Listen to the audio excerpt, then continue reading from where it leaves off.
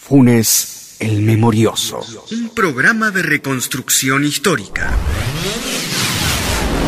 Mi trabajo de parto comenzó alrededor de las 7, 8 de la noche, supongo. Era de tardecita ya. Era mi tercer hijo. Yo sabía que iba a ser muy rápido. Me subieron al auto y salimos de la comisaría Quinta. Argentina, 1985. Por fin, yo no sé ni cómo, alcancé a sacarme la ropa interior para que naciera, realmente ni lo recuerdo. Les grité, íbamos a toda velocidad por la ruta que une La Plata con Buenos Aires. Iba el auto a toda velocidad y yo les grité, ya nace, yo no aguanto más. Y efectivamente, nació mi beba. Adriana Calvo de la Borde. Nació bien, era muy chiquita. Quedó colgando del cordón, se cayó del asiento, estaba en el piso. Yo le pedía por favor que me la alcancen, que me la dejen tener conmigo. No me la alcanzaron. Lucrecia le pidió un trapo al de adelante, que cortó un trapo sucio, y con eso ataron el cordón. Y seguimos camino. Habían pasado 3 minutos. Juicio a las exjuntas militares. Bueno, cuando sabían de que yo estaba, iban a verme, charlábamos. Con algunos, después que los chicos se fueron, nos hemos seguido escribiendo. Christian von Bernich. Por supuesto que pasado el tiempo, la duda de ellos, al no tener noticias, se hacía cada vez un poquito más intensa e inquisitiva, ¿no es cierto? Y yo recuerdo que prácticamente también mi duda se hacía bastante, iba creciendo. Y usted nos decía acerca de las dudas de los familiares que iban creciendo y las propias suyas también. ¿Dudas sobre qué? Al no tener noticias, ¿qué había pasado con estos chicos? El fin de la impunidad. Toda esta preocupación suya que transmite con tanta emotividad lo llevó a inquirir a quienes habían sido sus superiores dentro de la institución policial. Sí, efectivamente. Me llevó a inquirir y todos sabían lo que yo sabía y más. Ellos me decían, la última vez quien estuvo con ellos y los despidió fue usted. Así que usted es el último en saber estas cosas y la preocupación de ellos también. No sé si después hicieron algún tipo de averiguación porque eso escapa dentro de mis posibilidades. Hay un ser que lo único que hace es recordar.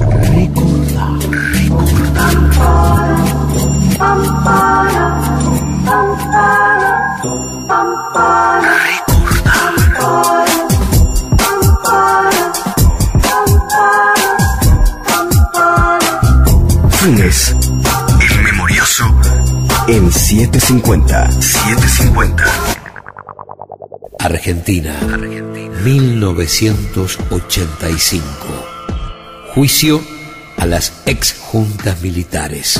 El fin de la impunidad. Tercera parte.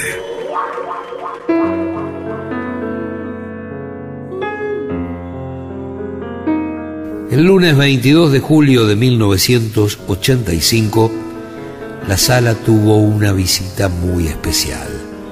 Jorge Luis Borges.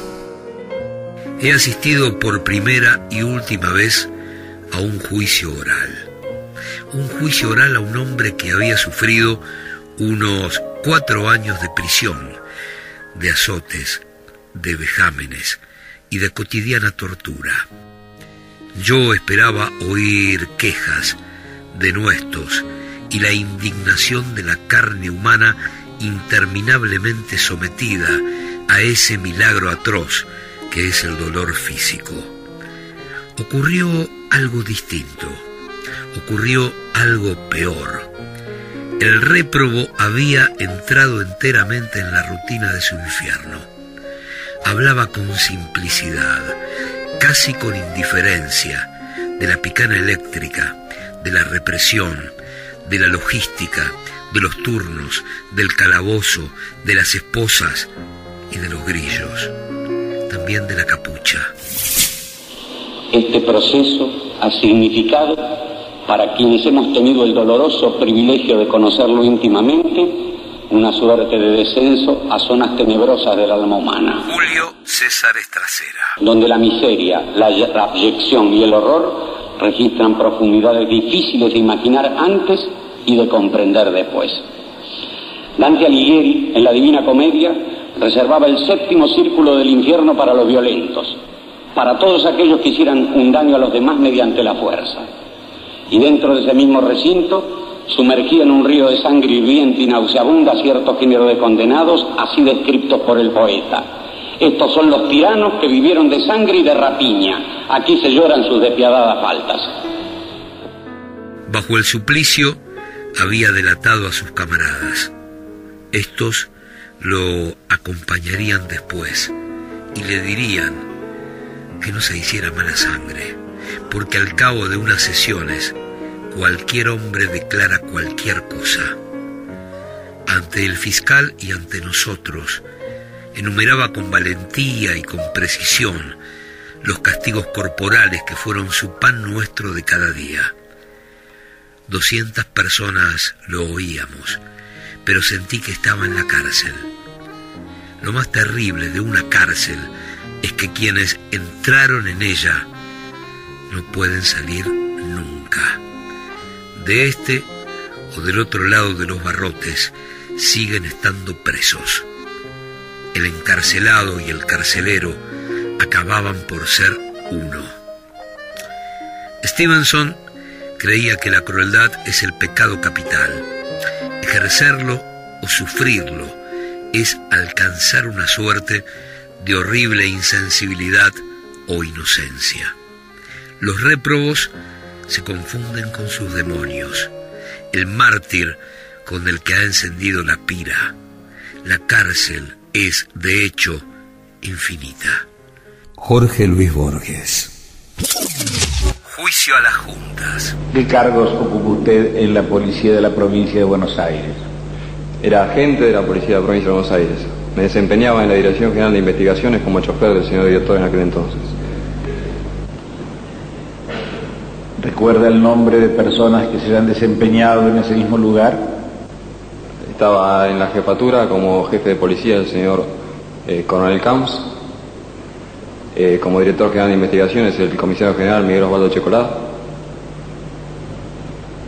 Y otros oficiales de la repartición que no. ¿Conoció durante esa época al presbítero Christian von Bernig? Sí. Julio Alberto Emer. Mientras usted cumplió esas funciones, ¿conoció a Liliana Galarza, María Magdalena Mainer, Pablo Mainer, Domingo Héctor Moncalvillo, Cecilia Idiart, María del Carmen Moretini, Onilda Susana Salmone de Guevara? No, no los conocí. Como chofer de la policía de la provincia de Buenos Aires, ¿participó en el traslado de algún grupo de personas custodiadas al aeroparque de la ciudad de Buenos Aires o al puerto de la ciudad de Buenos Aires? Recuerdo que en el año fines de 1977 soy requerido para una comisión a Capital Federal, donde se me dice que tengo que participar de un traslado de un detenido. ¿Un detenido? Exactamente. ¿Y la única oportunidad? La única oportunidad. ¿Recuerda el nombre de ese detenido? No, no se me dio nombre. De las muchas cosas que oí esa tarde y que espero olvidar, referiré la que más me marcó para poder librarme de ella. Ocurrió un 24 de diciembre. Llevaron a todos los presos a una sala donde no habían estado nunca. No sin algún asombro, vieron una larga mesa tendida. Vieron manteles, platos de porcelana, cubiertos y botellas de vino. Después llegaron los manjares. Repito, los manjares y adopto las palabras del huésped. Era la cena de Nochebuena. Habían sido torturados y no ignoraban que los torturarían al día siguiente. Apareció el Señor de ese infierno y les deseó feliz Navidad. No era una burla, no era una manifestación de cinismo, no era un remordimiento, era, como ya dije, una suerte de inocencia del mal. Jorge Luis Borges. Acá se aclaró el método de represión ilegal, el montaje de un plan criminal para hacer desaparecer gente por primera vez. Julio César Estracera. Por primera vez se aclara fundamentalmente. Fíjese que no teníamos tantos datos como hay ahora. Por ejemplo, el robo de bebés, por ejemplo. No contábamos con la investigación que llevaron a posteriori las abuelas de Plaza de Mayo, que fue valiosísima. Si nosotros hubiéramos tenido esto, también hubiera sido motivo de condena en el juicio. ¿Qué pensar de todo esto? Yo personalmente descreo del libre albedrío, descreo de castigos y de premios, descreo del infierno y del cielo. Sin embargo, no juzgar y no condenar el crimen sería fomentar la impunidad y convertirse de algún modo en su cómplice. Es de curiosa observación que los militares que abolieron el Código Civil y prefirieron el secuestro, la tortura y la ejecución clandestina al ejercicio público de la ley, quieran ahora acogerse a los beneficios de esa antiguala y busquen buenos defensores. Lo menos admirable es que haya abogados que, desinteresadamente, sin duda, se dediquen a resguardar de todo peligro a sus negadores de ayer. Jorge Luis Borges. El 22 de julio del 85, que es cuando declara Víctor, no solo era la conmoción por todo lo que estaba relatando de la ESMA, ¿no? Ya desde el primer minuto, cuando le preguntan, bueno, usted... Pablo Yonto. Lo que se le preguntaba a todos los sobrevivientes, bueno... Autor del libro El juicio que no se vio. ¿Cuándo fue secuestrado? ¿Cuándo fue liberado?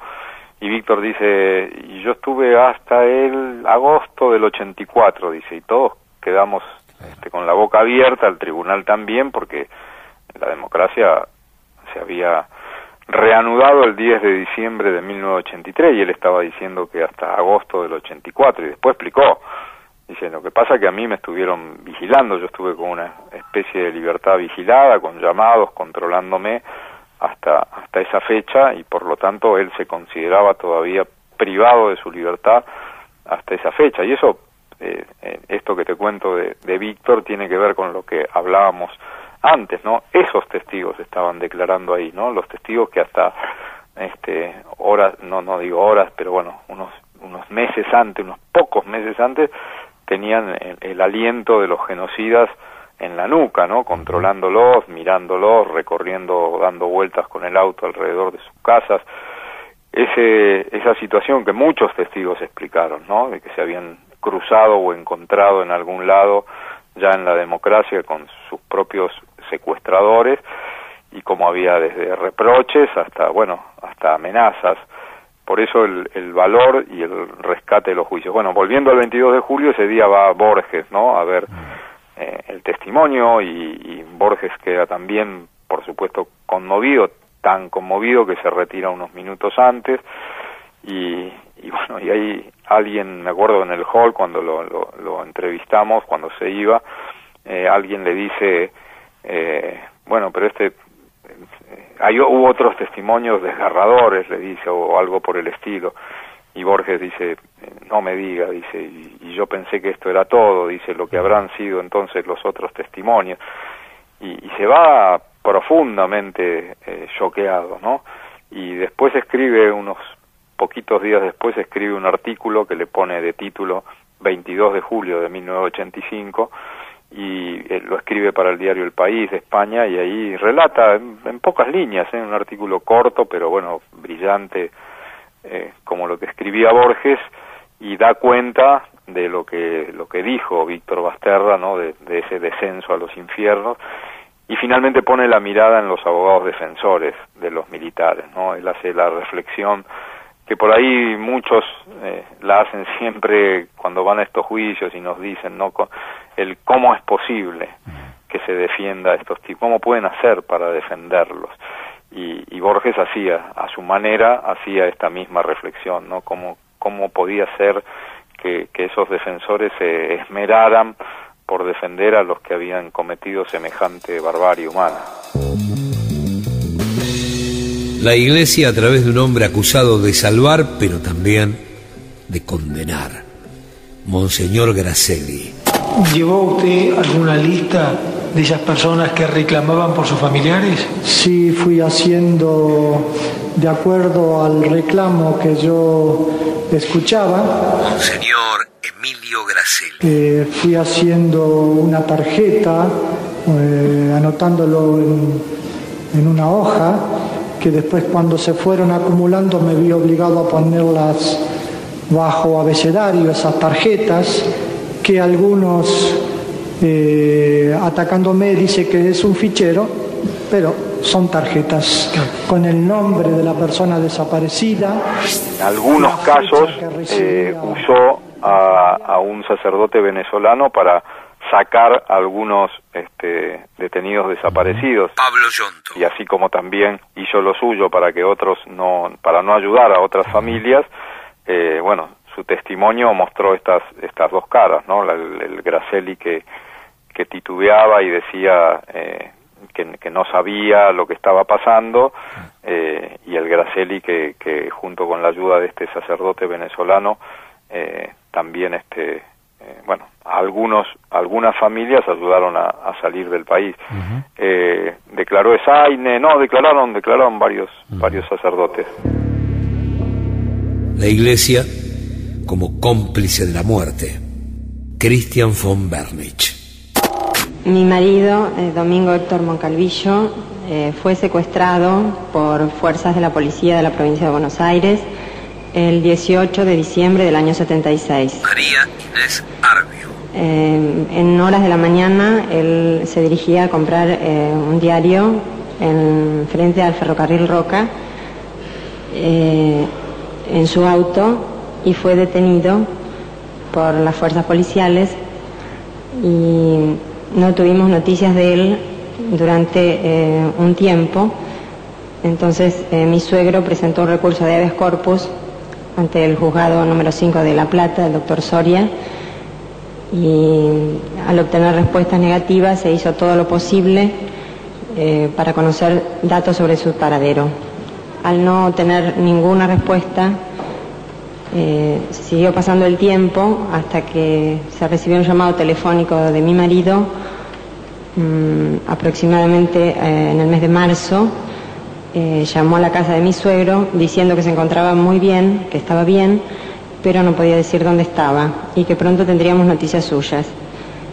Los llamados telefónicos fueron luego reiterados, y hasta que un mes después, o sea en abril del año 77, un comisario de apellido Nogara se presentó ante mi suegro en el negocio de su propiedad y le dijo que si quería visitar a su hijo, que lo acompañara, y personalmente lo llevó en su auto a la Brigada de Investigaciones de La Plata, que está situada en la calle 55, entre 13 y 14. Allí mi suegro mantuvo una entrevista con su hijo, mi marido, quien se encontraba bien. Bueno, llegó un momento en que yo también lo pude ver, y cuando me encontré con él, me contó que había estado detenido en otro lugar, que no sabía exactamente dónde era, y después había sido trasladado ahí, y mostraba signos de tortura física. Había estado estaqueado durante varios días y presentaba signos de tortura en diversas partes del cuerpo. Es una declaración que levantó una gran cantidad de murmullos y comentarios, porque estaba, digamos, se sabía que su actitud no había sido precisamente la de ayudar a los desaparecidos, sino todo lo contrario. Entonces quedó a las claras, pese a que estaba dando testimonio, que era alguien a quien más adelante había que imputar, porque estaba contando una historia que nadie creía, que era la que él había ayudado a sacar gente, cuando esa gente había estado, esos compañeros y compañeras estaban desaparecidos. Luego se comprobó que bueno, que los von Bernick había sido una de las piezas para simular que sacaban del país a una cantidad de militantes, cuando en realidad no era sacarlos del país, sino llevarlos al llamado destino final, que era el asesinato. La policía de la provincia de Buenos Aires me condecora con el grado de caballero Christian von Bernick. La medalla es en un acto público que se realizó en la calle, televisado, publicitado, con fotos en los diarios. El general Suárez Mason es el que me entrega la medalla, por razones que desconozco, porque él bajó a entregarlo junto con una enormidad, una cantidad de otros oficiales de policía. La medalla no son. Les decía que estaba hablando de Christian von Bernick. Él aparecía como el asesor espiritual del grupo, y la misión más importante que tuvo con el grupo fue gestionar todos los papeles para que pudieran salir del país. Mona Moncalvillo.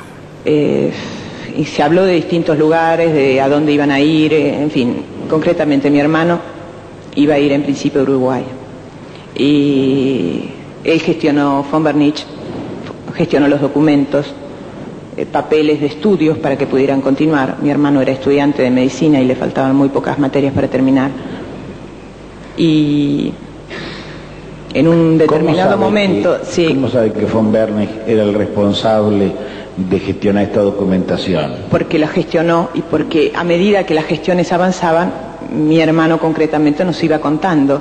Llegó a decirnos que los documentos ya estaban, por ejemplo. Supongo que se refería a la cédula de identidad, pero hizo un día mención a que los documentos estaban, lo único que le faltaban son las fotos, dijo. Cosa que obviamente nos llamó bastante la atención.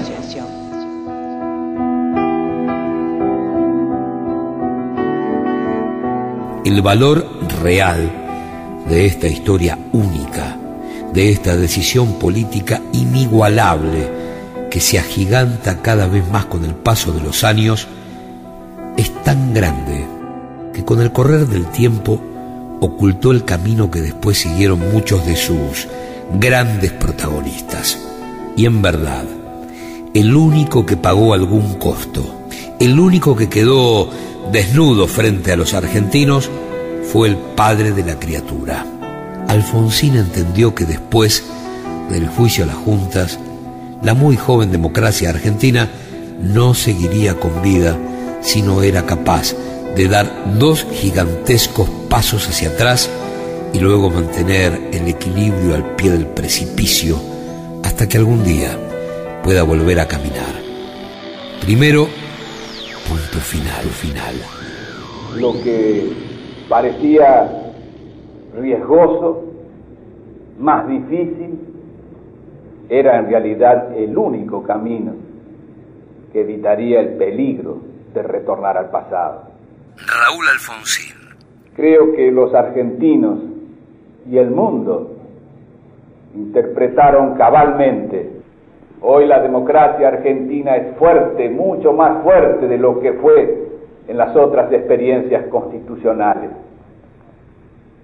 Esa fortaleza que no teníamos en diciembre del 83, la tenemos hoy, en gran medida, gracias a las decisiones que tomamos entonces.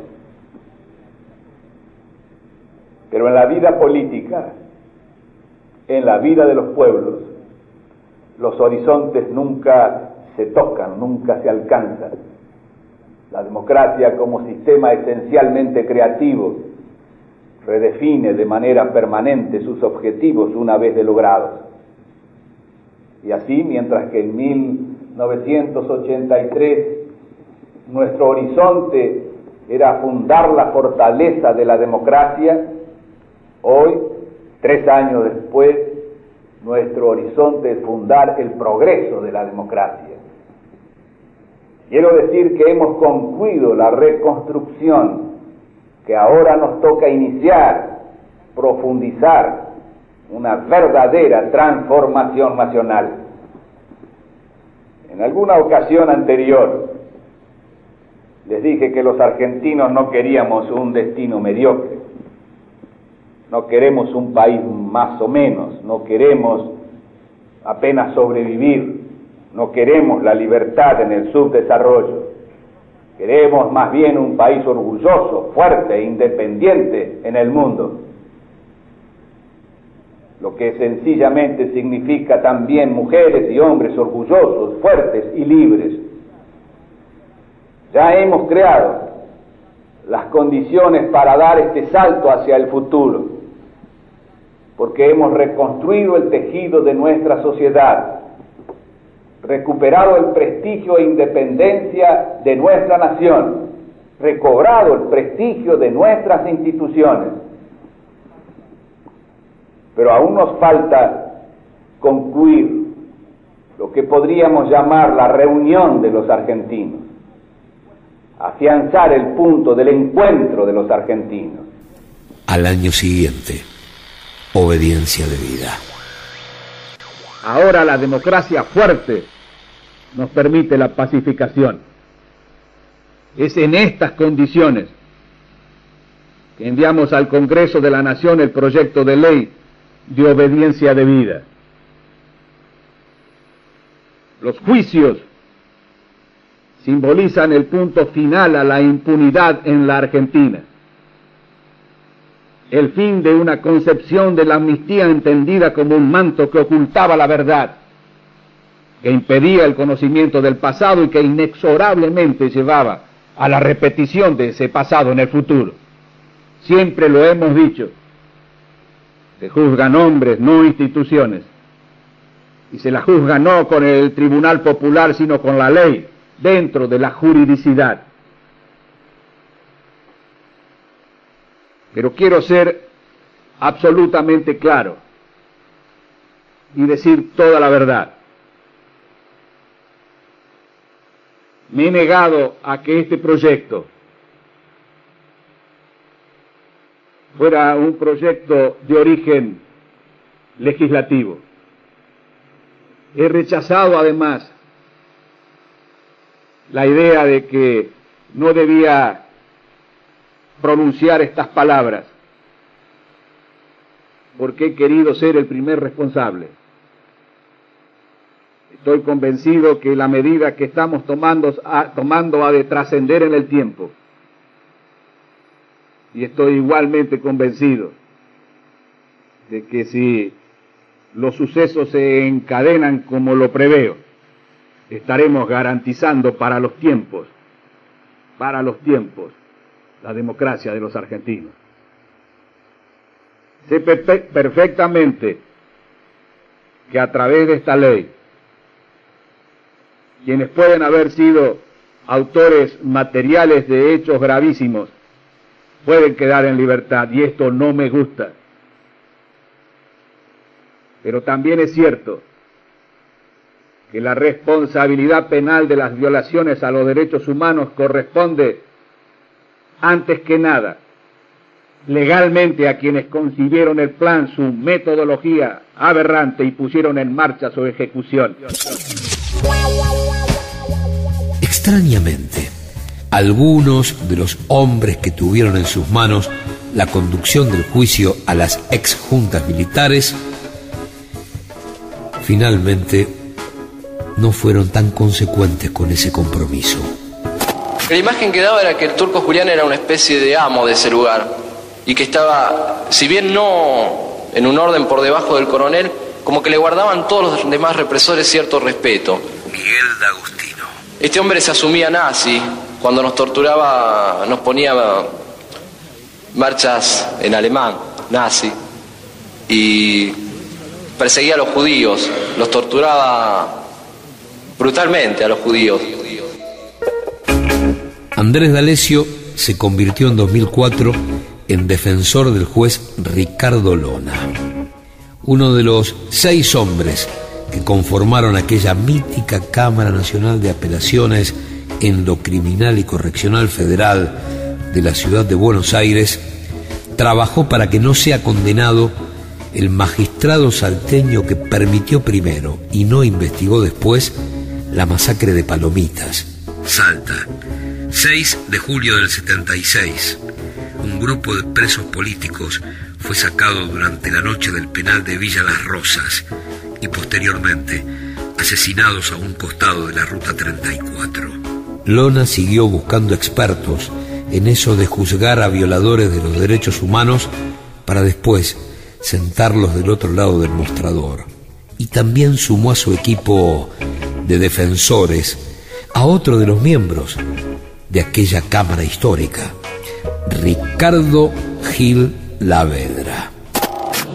Había una anciana de unos 72 años a quien interrogaban del paradero de su sobrino y le aplicaban la corriente eléctrica 5 minutos y 5 minutos de descanso y 5 minutos de corriente todos los días. Alberto Barrett Viedma. Tenía 72 años, según decían ahí, y cuando se ordenaba flexionar a todo el pabellón, también la señora anciana era obligada a flexionar.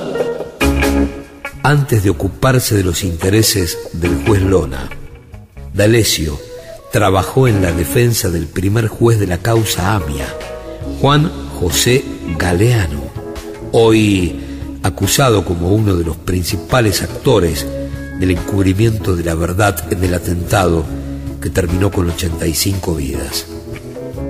Después de defender a Lona, Gil Lavedra se encargó de los negocios del presidente de Shell, Juan José Aranguren, uno de los más grandes operadores de la devaluación en la Argentina y del dólar ilegal en tiempos del kirchnerismo.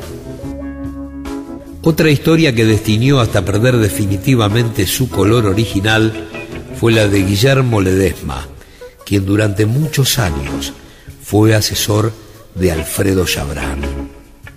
Por último, Jorge Valerga Araoz primero fue defensor de Enrique Matov, el último secretario de Seguridad de Fernando de la Rúa, investigado por los crímenes de diciembre de 2001, y luego fue uno de los defensores de Pedro Blaquier. Otra historia extraña es la del fiscal adjunto Luis Moreno Ocampo. En realidad lo que se quería hacer era un muestreo de lo que había ocurrido y nada más que eso. Y esto me lo dijo expresamente Moreno Ocampo y él se oponía a que continuáramos investigando. Moreno Ocampo dice, no, son 600, 800 casos, ya está demostrado lo que pasó, listo, acá se cierra. Hugo Cañón. Y por eso Moreno Ocampo juega a favor del indulto. Ex fiscal federal de Bahía Blanca. Cuando yo me pronuncié contra el indulto, pero él tuvo un sondeo previo de parte de Moreno Ocampo que estaba reportando a Menem y a Roger, el procurador en aquel momento, y le contesté con evasiva diciendo que no tenía ni pálida idea de lo que iba a dictaminar. Estábamos trabajando en el dictamen de impugnación al indulto y él informó que nadie lo iba a impugnar, y luego salgo yo impugnándolo y ahí se armó un gran escándalo, me citan, me piden copia, además de que Roger había mandado un telegrama a todos los fiscales de que nadie podía cuestionar los inobjetables decretos presidenciales que indultaban a los militares y a los montoneros, etcétera. Así que la idea de él, y lo siguió sosteniendo después, ahora... ¿De dónde le nacía esa convicción a Moreno Ocampo? No sé si era una convicción personal, pero que ya Argentina, decía él, había dado un ejemplo al mundo con el juicio y que con eso estaba bien, ya, ¿para qué más? Y Estracera también estaba en la misma posición, tanto es así que cuando sale la ley de obediencia debida, Estracera, yo impugno la ley de obediencia debida, y Estracera se justifica en que él correspondía al ámbito del Poder Ejecutivo, lo que no es cierto, porque éramos Poder Judicial, y por ese motivo, como le dan la orden de no impugnarlo, no lo impugna y lo dice con 10 renglones. Entonces había toda una línea de no mover más el avispero, dejarlo ahí y terminar la historia. El muestreo, un juicio histórico, único en el mundo, más allá todavía de los coroneles griegos, un gran juicio y nada más. No meter más el bisturí profundo porque eso era peligroso. O no querían comprometernos. Llegar a los lugares que hemos llegado ahora, con el juicio, las complicidades civiles, eclesiásticas y demás, era intolerable, inaceptable para ese tipo de política. Y Moreno Campo lo ha demostrado también con otros casos como los de la Corte Penal Internacional, los juicios que ha realizado. Nunca va a tocar algo que vincule a Estados Unidos y sí al tema del Congo, por ejemplo. O sea que hay toda una política estratégica mundial muy clara, ¿no? Y también tiene grandes claroscuros la de Luis César Estracera. En 1985 está el Nunca Más. Estracera tuvo la valentía de enrostrarle las conclusiones de ese informe, que fue el informe del gobierno de Alfonsín, a la dictadura y se consiguió, digamos, las condenas de la Junta Militar. Pero el señor Estracera no llegó ahí por generación espontánea ni por producto de la casualidad. Fue un fiscal. Juan Gasparini. En la época de la democracia, periodista. Menos este elemento que entra en la parte positiva de su balance, él fue fiscal de 2 casos resonantes en la Argentina. Y su desempeño fue mediocre, y yo diría incluso lamentable. A ver, la causa de las 3A. La durmió, la congeló, no le interesaba buscar el origen paramilitar de la extrema derecha, del peronismo, etcétera, etcétera, como origen del golpe de Estado. A él lo que le interesaba era perseguir el supuesto principal demonio, que era el tema de la guerrilla en la Argentina. Entonces lo quiso perseguir en el caso Greiber y perdió. La Corte anuló las resoluciones de la justicia militar, entregó el expediente a la justicia civil, lo nombró Estracera, Estracera acusó, pidió condena, el juez no lo siguió, recurrió a la Cámara Federal y volvió a perder. Los juicios que faltan, los que todavía necesitamos para terminar de armar toda esta historia. La complicidad civil. La falta de abordaje de la dimensión civil de un gobierno autoritario no es algo exclusivo de Argentina, sino que es un fenómeno mundial. Recién en los últimos años los procesos de justicia transicional están tratando de articular y ampliar los anillos de responsabilidad hacia a estos cómplices. Juan Pablo Bojovlasky. Hay básicamente 2 explicaciones. Una son actores de veto trascendentales en los sistemas políticos. Estamos hablando de actores económicos, medios de comunicación. Autor del libro Usted también, doctor, complicidad de jueces, fiscales y abogados durante la dictadura. Funcionarios judiciales. Hay una primera explicación fáctica, o realpolitik, y hay otra explicación en la cual el libro trata de hacer una contribución, que es no hay un desarrollo teórico contribuye a entender las secuelas jurídicas del comportamiento cómplice en contextos autoritarios. Más allá del aporte que hizo el Tribunal de Nuremberg en el 46, 47, enjuiciando y condenando a empresarios, también a funcionarios judiciales, a abogados que trabajaban en el servicio civil del Ministerio de Justicia de la Alemania nazi. No es sino hasta los últimos años que los procesos de verdad, memoria, justicia, por ejemplo, en el Cono Sur se están abriendo para tratar en una primera instancia de entender cuál fue el rol que tuvieron y después pensar en mecanismos de responsabilidad que traten de forjar o ser tributarios de la agenda de verdad, memoria y justicia. De todos modos, creo que Argentina está a años luz de cualquier otro país en el mundo en materia de la agenda de verdad, memoria y justicia respecto a la complicidad civil. Allá por 1985, cámaras de televisión que solo tomaban de espaldas a los testigos, periodistas gráficos que no podían usar sus grabadores. El trabajo tenía unas cuantas restricciones en relación con los elementos Alejandro Lomuto, de los que podemos disponer ahora, Agencia Tela, pero incluso por decisión de la propia Cámara Federal. Por ejemplo, grabadores existían desde luego, pero no se podían ingresar a la sala. Entonces todos los apuntes había que tomarlos a mano. ¿Qué hubiera pasado si el juicio a las ex juntas militares se hubiera vivido en directo por televisión abierta. Que hubiese habido sin dudas un salto enorme en la información y en la toma de conciencia de, bueno, sobre todo de los sectores más populares, si querés, porque por lo que representaba, Pablo Yonto sigue representando la televisión, pero por lo que la televisión representaba en aquel tiempo, ¿no? Eran tiempos de televisión abierta, sin cable, y de 4 canales en la capital federal, y con suerte agarrabas el canal 2 de La Plata, pero la televisión tenía un peso tremendo, y además era un año especial, el 84, el 85, era un tema, la avidez de información que había, que en algún momento desata lo que se llamó, bueno, el negocio del periodismo con el tema de los derechos humanos, las tapas casi escandalosas que publicaba las revistas de editorial Perfil, haciendo negocio, digamos, con el tema de las ventas con tapas que denunciaban violaciones a los derechos humanos. Era un momento en el que sí se necesitaba mucha difusión, y la televisación hubiese dado otro marco en el salto de la toma de conciencia de lo que había pasado.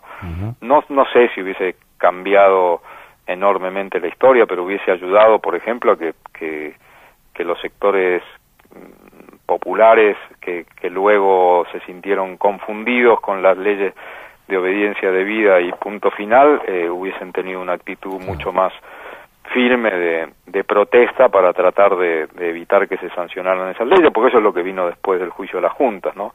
Vino el levantamiento cara pintada en 1987, y el presidente Alfonsín y el radicalismo hace la primera enorme concesión con estas leyes, y luego se empezaron a cerrar los juicios, así que evidentemente con una sociedad más movilizada y con un impacto más fuerte, creo que esto hubiese tenido una mayor resistencia, y que los juicios se tendrían que haber hecho, es decir, tendrían que haber continuado, y hoy estaríamos viviendo en una Argentina que hubiese terminado los juicios por delito de lesa humanidad en la década del 90, en el 95, 97, y estaríamos, bueno, en una etapa distinta, ¿no? Pero bueno, tocó así la historia. Cuando el relato ante la justicia no alcanza para mostrar cada detalle del horror, ahí aparecen los libros. El primero de Miriam Lewin fue Ese infierno. El primer libro en realidad fue un intento por parte de un grupo de sobrevivientes de la ESMA, Ese infierno, conversaciones de 5 mujeres sobrevivientes de la ESMA, de que la historia no se perdiera. Es decir, todas esas pequeñas cosas, esas contradicciones, esas vivencias intensas, esos resentimientos, esos miedos. Miriam Lewin. Esas cuestiones cotidianas, como a ver qué se comía dentro del campo de concentración, cómo nos bañábamos, cómo dormíamos, teníamos acceso a un diario, a un medio de comunicación cualquiera, cómo eran las relaciones con nuestros compañeros varones, cómo eran las relaciones con los represores. Todo eso pensábamos que se iba a perder, porque iba más allá del testimonio frío que en general uno da ante la justicia. Me secuestraron en tal fecha, me llevaron a tal lugar, me hicieron esto, lo otro, en el centro clandestino de detención vía claro. Entonces nosotros decíamos, nos vamos a morir, y todo esto se va a perder, todo esto que nos contamos entre nosotros, todo este intercambio se va a perder. Entonces empezamos a reunirme en la terraza de mi casa, que había un cuartito, con un grabador viejo, alrededor de una mesa, 5 minas, con un mate, un paquete de facturas, y a charlar. Empezamos a darnos cuenta que teníamos que espaciar las charlas, porque si no nos quemaban la cabeza, los recuerdos. Empezamos a darnos cuenta que había un periodo en el que podíamos hablar, 45 minutos, 1 hora, no más de 1 hora y media, porque si no después empezábamos como a girar en falso, ¿no? A volver sobre los mismos temas. Y el mecanismo era, tirábamos un tema sobre la mesa y hablábamos. Y en general discutíamos, porque no todas nosotras teníamos el mismo recuerdo o la misma idea del mismo tema. Cuando terminamos, después de como 1 año y medio, 2 años, dijimos, bueno, ya está, hasta acá llegamos. Se lo dimos a leer a otra compañera que no había estado en la ESMA, sino en una cárcel común, y que era psicóloga, además, y ella dijo, chicas, esto se tiene que publicar. Claro. Y así fue, después de un trabajosísimo trabajo de edición, esfuerzo de edición. Imagínense 5 mujeres opinando sobre lo que tiene que ir en un libro o no. El libro salió y se convirtió en un texto de referencia. Creo que es un testimonio fuerte. Hay un montón de estudiantes y académicos de las ciencias sociales, militantes de derechos humanos, tesistas de acá, del exterior, que lo tienen como bibliografía, y lamentablemente actualmente el libro está absolutamente agotado. El segundo, Putas y Guerrilleras. Un trabajo que es el resultado de una larga amistad que tenemos con Olga Warnat desde los 80, mediados de los 80. Olga y yo nos conocemos, somos muy amigas. Miriam Lewin. Y muchas veces habíamos tratado de reflexionar sobre lo que había sido el abuso sexual, la violencia sexual y las distintas características en los distintos centros clandestinos de detención. Olga obviamente también militó en los 70, a pesar de que no estuvo secuestrada, y nos sorprendía muchas veces escuchar dentro de la militancia o dentro de los organismos de derechos humanos cosas que nos remitían a una postura muy machista, ¿no? Bueno, sí. A ella le gustaba, ¿no? Sí. Si ella le gustaba, ella le dio pie. El escuchar la palabra del victimario, ¿no? Claro, en la boca de las víctimas. Claro, tal cual. Y ahí me di cuenta que tenía la actitud de quienes habían sido abusados sexualmente, en cuanto a la vergüenza y a la culpa, tenía mucho que ver con lo que yo había escuchado de las víctimas de Grassi, del cura Julián César Grassi. Por ejemplo, cuando yo estaba ahí, me quedé congelado. No le pude decir que no le pude contestar. Entonces él avanzó, pero si yo le hubiera dicho que no, le hubieras dicho que no, tenías 10 años, 11, 12, 13, era un hombre adulto del cual dependías para comer, para vestirte. Tu vida dependía de él. Y esto me ayudó a comprender la reacción de muchas víctimas de abuso sexual o de violencia sexual, que no es una violencia explícita, es decir, muchas veces dentro del centro clandestino de detención, la mujer violentada sexualmente no era protagonista de una escena en la que sale un hombre desconocido desde la oscuridad y le apunta un revólver a la cabeza o le pone un cuchillo en el cuello. No, era una violencia en la cual a la mujer le habían secuestrado a su marido, le habían secuestrado probablemente a su padre, a sus amigos, probablemente no sabía dónde estaban sus hijos, y venía un hombre y la aislaba, la privilegiaba, le hacía creer al resto de los prisioneros que ella había entregado algo para ser privilegiada, es decir, algún dato de otro militante, información, etcétera, etcétera, y después avanzaba sobre ella. Y toda la situación era de violencia, porque, como bien dice uno de los fiscales que se ocupa de estos temas, Pablo Parenti, aunque la víctima diga que hubo consentimiento, no se puede hablar de consentimiento dentro de un campo de concentración. El consentimiento dentro de un campo de concentración no existe porque no existe la voluntad, porque no existe la libertad. Funes, en 750. Seguimos de memoria. Recordar. Funes, el memorioso, en 750. Argentina, 1985. Juicio a las exjuntas militares. El fin de la impunidad. Tercera parte. Nada fue igual. El país había parido una era inédita de memoria, verdad y justicia que conocería marchas y contramarchas, juicios, condenas, obediencia debida, punto final, indulto y otra vez los verdugos en el banquillo de los acusados. ¿Su nombre y apellido? Andrea Marcela Krichmar. ¿Estuvo usted en la Escuela de Mecánica de la Armada después del año 1976 por algún tipo de circunstancia personal? Sí, fui invitada a un almuerzo porque era amiga de la hija del señor Chamorro. ¿Tuvo ocasión de recorrer la escuela? Sí, en un auto me llevaron a recorrer la escuela. Andrea Marcela Krichmar. Durante esa recorrida por la escuela y su permanencia en ella, ¿pudo apreciar alguna circunstancia que le llamara la atención, particular, especial? Durante la recorrida no, pero en el momento en que estábamos en una sala donde había un billar, a través de una ventana pudimos ver cómo descendían a una mujer encapuchada y encadenada de manos y piernas de un Ford Falcon, mientras dos hombres la apuntaban. ¿Preguntó al señor Chamorro o a la hija de o a alguien a qué obedecía eso que usted acababa de ver? En ese momento sí le pregunté a Berenice qué pasaba, ¿no? Y recuerdo que ella me mencionó si había visto alguna vez la serie SWAT y me dijo que hacían algo similar, como que perseguían a la gente en patrullas y las detenían.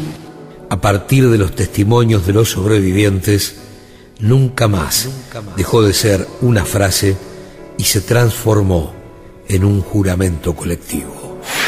Doctor, ¿le comprenden a usted las generales de la ley? No me comprenden. Quiero, sin embargo, formular una consideración.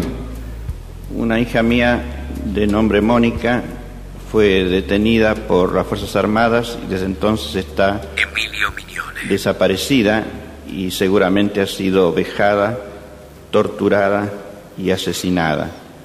A pesar de ese hecho, por cuanto las Fuerzas Armadas estaban conducidas por los procesados, voy a decir absolutamente la verdad porque entiendo que mi concepto de la verdad está por encima de cualquier tipo de consideración.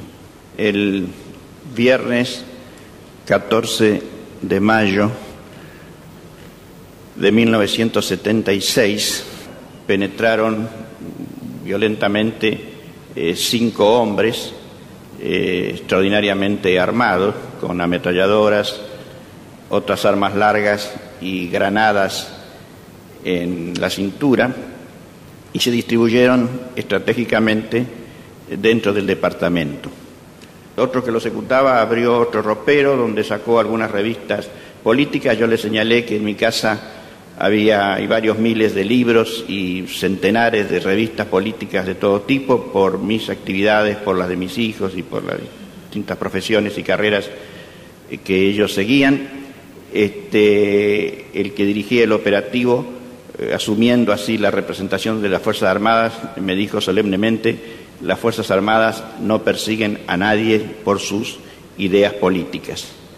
De inmediato, tanto mi señora como yo arribamos a la conclusión de que se trataba de un operativo regular, ejecutado por fuerzas regulares, con todas las garantías de la protección estatal y que no podía haber la menor duda ni la menor sospecha de que mi hija había sido detenida por las Fuerzas Armadas siguiendo un operativo. Yo nunca admití que se me quisiera decir de que mi hija había desaparecido por otros motivos, de que había podido ser tomada por grupos subversivos o boberías por el estilo. Adquirimos también rápidamente la convicción de que el secuestro, la detención y la desaparición de mi hija formaba parte de un operativo, de un plan sistemático realizado con la cooperación de todas las estructuras del Estado, donde se había decidido la utilización del método del secuestro y de la desaparición como pieza fundamental de esa acción. Nos dimos cuenta que la única manera de luchar contra esa represión ilegal era haciendo pública la existencia de la represión ilegal y nos establecimos y formamos parte de las primeras organizaciones de derechos humanos que se iniciaron en el país. Esta actitud responde a esa convicción.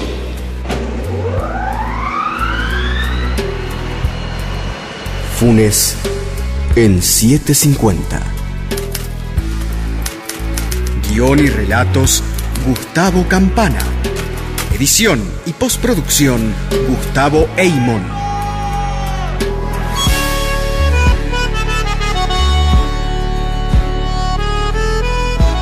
Funes el Memorioso. Un programa de reconstrucción histórica.